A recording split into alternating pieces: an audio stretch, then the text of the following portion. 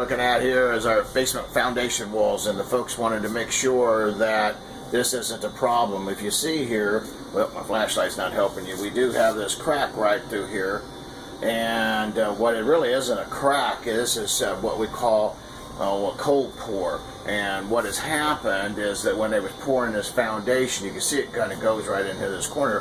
What has happened is they probably ran out of concrete in the truck, and they had to come back and put another pour back into it. This is very common, but this is not a problem, and it's not a structural issue.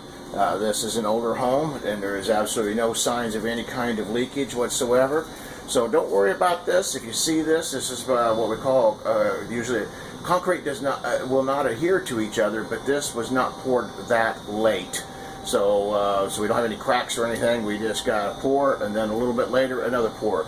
Well, I hope this helps you, and thank you for watching our videos. If you're looking for a construction quality verification home inspection company, please give us a call. We are the highest rated company in the St. Louis area, Galloway Building Services. Thank you very much, folks, and you have a great day.